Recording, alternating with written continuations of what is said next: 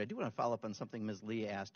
When she asked about suspensions, you repeated a few times race, religion, national origin. I noticed you never mentioned sexual orientation or gender identity. Do you think it's all right for a school to discriminate based on someone's sexual orientation or gender identity?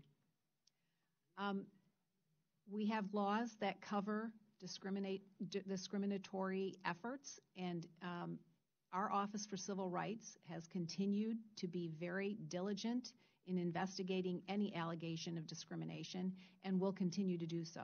So is that a yes or is that a no? I'm trying to get a yes or no, I guess, on that. We follow the law as this. So personally, you don't have an opinion on it? Defined, and because you are giving money, so it leads me to the next question. You are giving money to some charter schools that do discriminate, and that report, I'd like to follow up from our chairwoman's question, where $1 billion has been wasted with 1,000 schools going to charter schools. 1 out of every 4 have failed, and I know in your testimony you thought we should have more charter schools, but when you have a 25% failure rate, that'd be like saying if one of your car tires keeps going flat, rather than replacing it, you're going to add more tires to a car.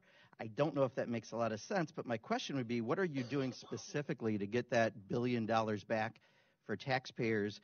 And you have in this budget a $60 million increase, a 14% increase for this program when we have 1 out of every 4 failing. How can you address those two aspects of that?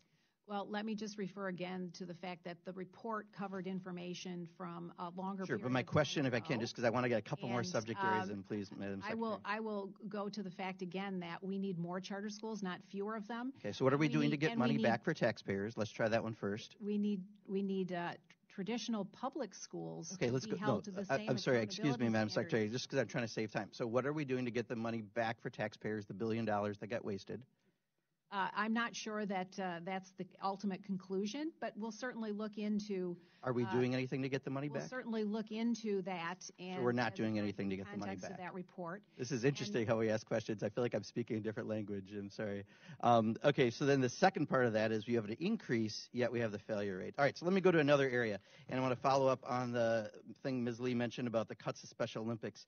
Do you know how many kids are going to be affected by that cut, Madam Secretary?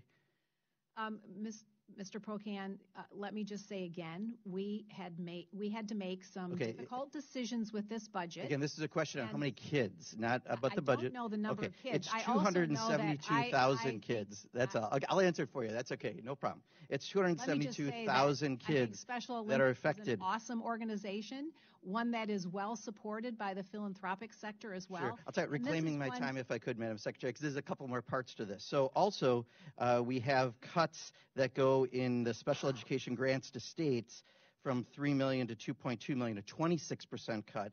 And then also in this budget, you have a $7.5 million cut to the National Technical Institute for the Blind, a $13 million cut for Gallaudet University, a $5 million cut for federal program for print books for blind students.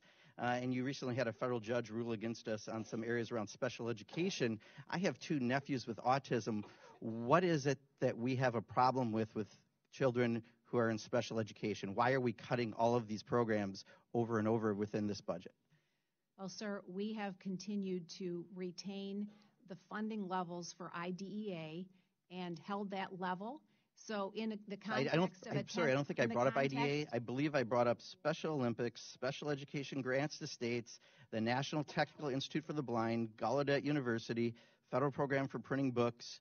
So if you could address those, that's the question. I would really appreciate it. I will address the broader question around. Or if you could actually address the question I asked. That's even a better way to answer a question. Supporting students with special needs, we have continued to hold that funding level, that funding at a level amount, and in the context of a budget proposal that is a 10% reduction. All right, I'll reclaim my time. I'll reclaim my time. You're not going to answer the question. Let me try one last one. Maybe I'll get it. Maybe I'll do better than charter schools if I get this one covered by you. You've got a cut to the department that's a 12% agency cut, but you have a 15.6% increase in your executive salary appropriation.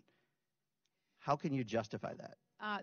So the department funding includes a building modernization piece. Yeah, I didn't ask about buildings. Well, it's all part of that. It's all part of that budget. So you're okay with a 12% agency cut in light of a 15.6% increase in executive salary? And by the way, I know it doesn't come out of this budget, but $7 million security expense in the last year. So we are also funding the Next Gen initiative through federal student aid, which requires a lot of investment now to save in the longer term. Same thing for the building modernization piece. We are in the process of shrinking down the footprint here from 3 buildings to 2, and all of that, the expenditures they come up front so that the savings can be realized in the longer term. Yeah, Madam Chairwoman, I'm sorry I wasn't more clear in my questions. Thank you.